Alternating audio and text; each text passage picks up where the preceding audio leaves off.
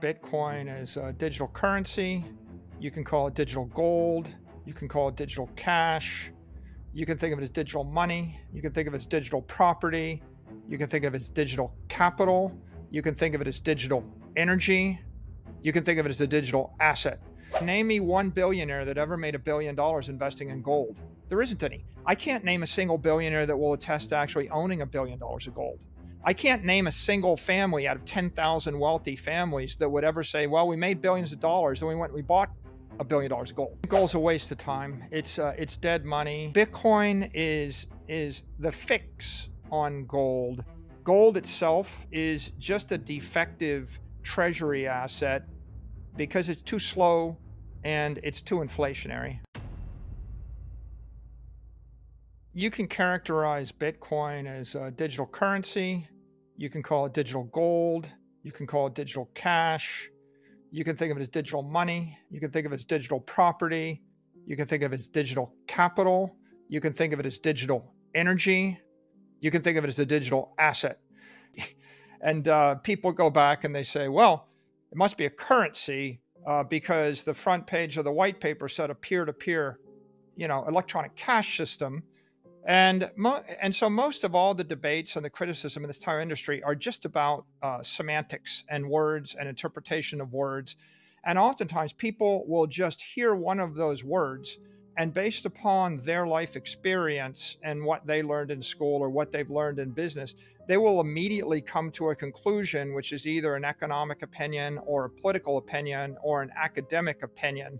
A lot of people think cash is the dollars in their pocket or the fiat currency, $5 bills or $20 bills. And so they think peer-to-peer digital cash. Okay, well, I want to send $20 bills from person to person to buy coffee because that's what I do with $20 bills.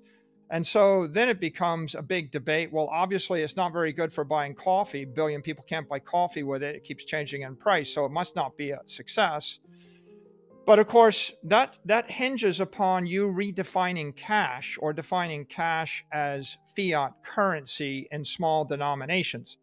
But of course, when the King of Spain wanted to finance the war in the Netherlands, he sent a fleet of ships with a bunch of gold in their holds to pay for the entire war effort. That was cash. That fleet washed up on the shores of Queen Elizabeth. She stole the gold. It bankrupted the Spanish-Netherlands war effort, and the result is a Protestant Netherlands. In the bustling realm of crypto and Bitcoin, one name stands out like a beacon in the night: Michael Saylor. Picture a man with the intensity of a visionary, the courage of a pioneer, and the tenacity of a bulldog all wrapped into one. As the chairman of MicroStrategy, he's not just a titan of industry, he's a maverick, steering his company into uncharted waters with audacious aplomb. Since 2020, Saylor and his brainchild, MicroStrategy, have been stirring up storms in the financial world by boldly embracing Bitcoin. Not just dipping a toe, mind you, but diving headlong into the deep end, with over 90% of their balance sheet held in Bitcoin, making them the first corporate to take this initiative. With the poise of a seasoned philosopher, Saylor unpacks the essence of Bitcoin, likening it to the mythical Midas touch in digital form. It's not just a currency, it's a paradigm shift, a reimagining of wealth, power, and sovereignty in the digital age. As he dissects Bitcoin's multifaceted nature, as digital gold, digital property, and digital currency, he dispels myths and confronts criticisms head-on. As we bring you clips from the interview, take a moment to like the video, subscribe to the channel, and turn post notifications for more video like this. You can join the conversation by dropping your thoughts, comments, and observations in the comments section below. Everything you do helps with YouTube algorithm and immensely contributes to the channel growth. Thank you and enjoy the video. If I say to you, well, do you like Bitcoin? And you think, oh, Bitcoin, the digital currency?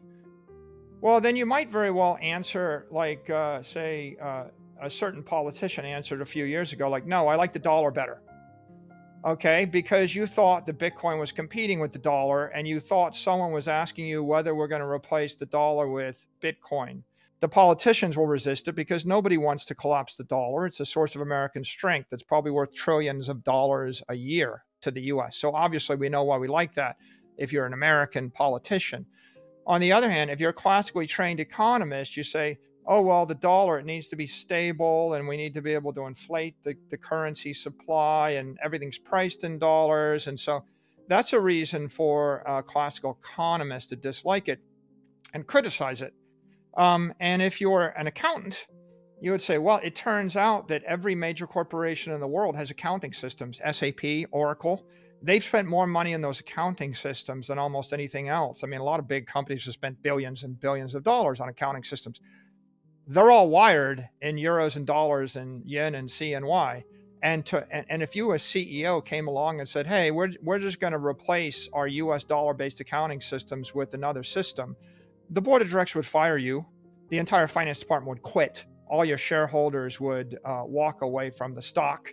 Probably your accountants would withdraw noisily, and your company would collapse. So that doesn't work. So you can see how simply by choosing the word digital currency, I will get a negative pushback reaction. Now, if I roll the word to digital gold, well, a lot of times you go to 1,000 rich families and you say, hey, do you like Bitcoin? It's digital gold. And they say, oh, well, that's interesting. I don't own any gold. Okay, name me one billionaire that ever made $1 billion investing in gold. There isn't any. I can't name a single billionaire that will attest to actually owning $1 billion of gold. I can't name a single family out of 10,000 wealthy families that would ever say, well, we made billions of dollars and we bought $1 billion of gold. That takes you a different path. Now, let's say we change it to digital property.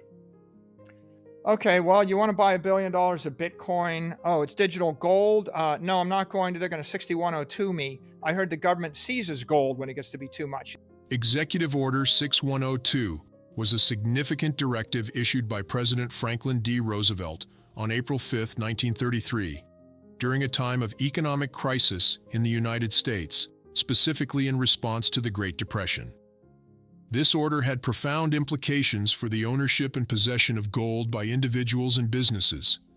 In the early 1930s, the United States was in the grip of the Great Depression, one of the most severe economic downturns in its history.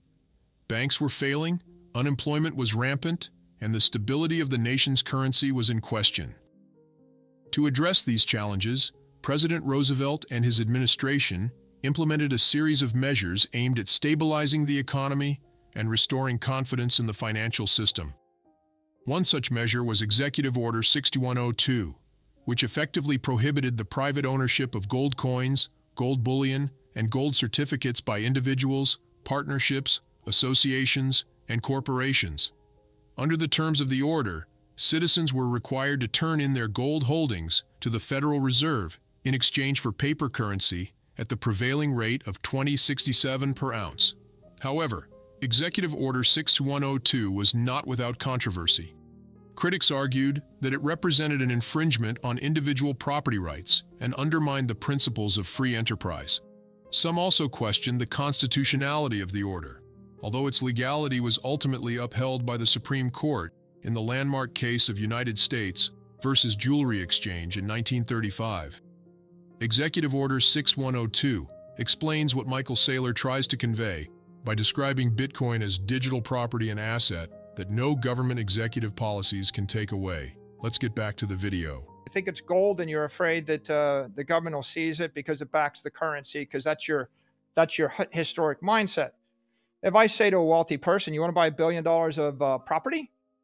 Where? Miami Beach? Yeah, sure. How about New York? Yeah, sure. How about London? I guess so. How about $1 billion of digital property in the greatest city in cyberspace? Seems okay. If you went to Donald Trump and you said, hey, I'm going to invest $1 billion in digital property instead of physical property in LA, he'd probably say, yeah, that's fine. You know, so if you actually call it, and how many people say, oh, I'm a rich person, I bought $1 billion building in Miami Beach, but I'm worried the government's going to 6102 it. No, nobody ever said the government is going to 6102 my $1 billion building, right? I mean, so you have the skeptics saying, oh, it's too good to be true, the government will ban it, but no one ever said the government will ban a building. And so if you think it's property, it just becomes a very straightforward proposition. If you think it's gold, I call it the good, the bad, and the ugly narrative, Guy. The good narrative or model is Bitcoin is digital property. The bad model is Bitcoin is digital gold. The ugly model is Bitcoin is digital currency. I can sit in a room of billionaires and I can say, if I said Bitcoin's digital currency, every one of them flinches and says, I know that's not going to fly here. And I can't come out against the real, the peso, the dollar, the euro, the CNY, the whatever. Okay. So all you got to do is say that and you get immediate no. Or I can say, yeah, they go, well, what's Bitcoin? Why should I buy it? I said, I bought it because it's digital property. It's the greatest city in cyberspace, and it's limited to 21 million blocks. And I think one day every rich person will want to live there, and every other person, everybody with money. And you know what they say? They go, oh, no one ever explained it that way. That makes total sense. Yeah, I get it. Yeah, I'll buy some. And you were just talking, there'd be a much different conversation. Speak to that. Yeah, I think gold's a waste of time. It's dead money. Maybe it's virtue signaling if you're buying it. Gold broke down, as a reserve asset before World War I. And, on the eve of World War I, when all these nations declared war, every single one of them went off the gold standard, And so there's a myth of a gold standard that people like to cling to, but I've read like 3,000 years of economic history. Mm-hmm. And as far as I can see, it was never as good as anybody ever thought it was. It's always been defective. The real elephant in the room here is two things. Gold doesn't work in time, and gold doesn't work in space. If you look at using gold as a property asset, a reserve asset, a treasury asset in space, there's no way for 1,000 different organizations to custody their gold and swap it every week and settle it. You can't settle every day. You can't settle every week. You can't even custody it, right? So gold centralizes. I mean, how is it possible that, the United States could seize the Russians' gold, mm-hmm. right?